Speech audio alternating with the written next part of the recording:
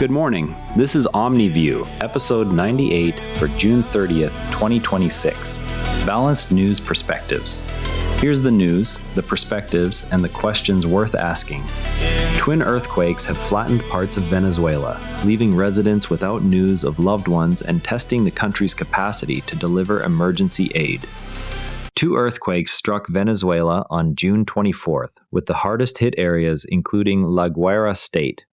Reports describe collapsed buildings and families still awaiting information on relatives trapped under rubble. International media teams on site have documented widespread destruction.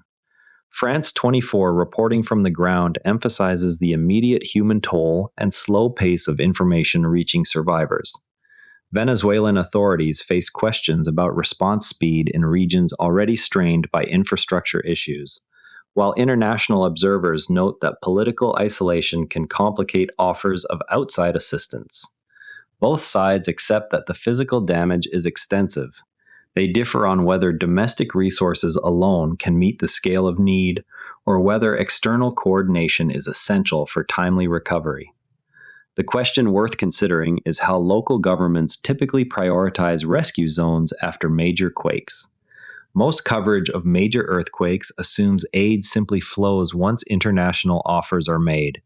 Yet the actual process involves layered coordination between national governments, local authorities, and specialized agencies that must verify needs, secure transport corridors, and manage customs.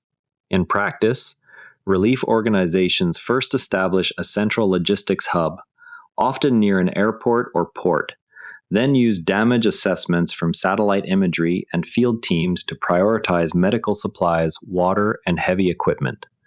Knowing this sequence helps readers evaluate claims about delayed aid by distinguishing between offers of assistance and the operational steps required to move goods past damaged infrastructure or regulatory checkpoints.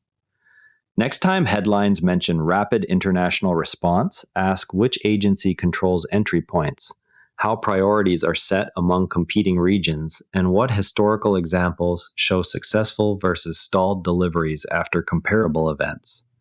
Shifting now to Europe, a shrapnel-filled backpack bomb exploded in a luxury Monaco building, injuring Vadim Ermolayev, his wife, and teenage son. Monaco authorities described the device as containing bolts and pellets. Investigations are underway into the targeted nature of the attack. BBC and Daily Mail accounts focus on the personal injuries and the apparent targeting of a wealthy Ukrainian businessman. Monaco officials stress the rarity of such incidents in the principality and the ongoing manhunt. Ukrainian connections raise questions about whether the attack stems from business rivalries or broader regional tensions, though no group has claimed responsibility. The question worth considering is what security measures typically protect high-profile residents in small jurisdictions like Monaco. Meanwhile, the United States and Iran will restart direct peace talks on Tuesday following earlier exchanges of fire despite a ceasefire. NPR reports the move comes amid broader regional developments. NPR frames the resumption as a pragmatic step to stabilize energy markets and reduce escalation risks. Iranian officials have historically emphasized sovereignty concerns in any negotiations, while U.S. positions often center on verifiable limits on nuclear and regional activities. Both sides accept that continued conflict raises costs for neighboring states. They differ on the sequencing of confidence-building measures. The question worth considering is what preconditions have typically preceded past U.S.-Iran talks. Next, the European Union halved its overall duty-free steel quota, while granting a smaller reduction to 12 countries with free trade agreements, including the UK. The policy aims to limit inflows of low-cost steel, particularly from China. The Guardian and Bloomberg note that the measure seeks to protect European producers facing deindustrialization pressures. UK officials have welcomed the relatively favorable terms for FTA partners. Chinese exporters and some downstream manufacturers argue that changes raise input costs, while EU steelmakers see them as necessary for preserving domestic capacity. The question worth considering is how quota systems balance domestic industry protection with consumer prices.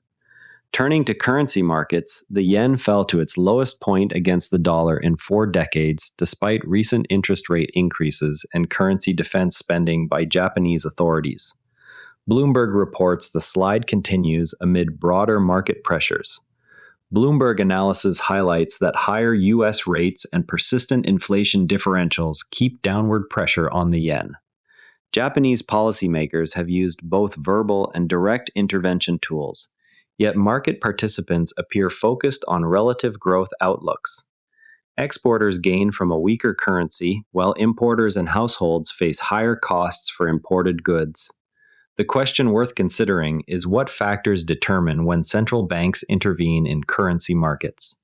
Bundesbank President Joachim Nagel told CNBC that inflation could stay significantly above target levels even after recent geopolitical developments eased some energy pressures. CNBC coverage highlights that supply chain and labor market factors continue to support price pressures. European policymakers must weigh further rate adjustments against risks of slowing growth. Businesses dependent on stable borrowing costs watch for signals on how long restrictive policy may persist. The question worth considering is what data points do central banks prioritize when assessing persistent inflation? Digital Realty announced the purchase of a major stake in 3 data centers from Blackstone, causing its shares to fall 4% in pre-market trading. CNBC notes investor reaction reflected concerns over integration costs and valuation. Data center demand continues to rise with AI and cloud growth, yet financing structures and location-specific risks remain key variables. Asset managers like Blackstone see opportunities to recycle capital into newer projects. The question worth considering is how hyperscale tenants influence data center valuations. The U.S.-South Korea security relationship faces new complications tied to shifting regional priorities and domestic politics in both countries. The Christian Science Monitor notes that shared threat perceptions remain, but practical cooperation has grown more conditional. South Korean leaders increasingly weigh economic ties with China alongside security guarantees from Washington. U.S. administrations have at times linked alliance commitments to burden-sharing demands, creating friction over long-term basing and cost arrangements. The question worth considering is how economic dependencies alter traditional alliance calculations.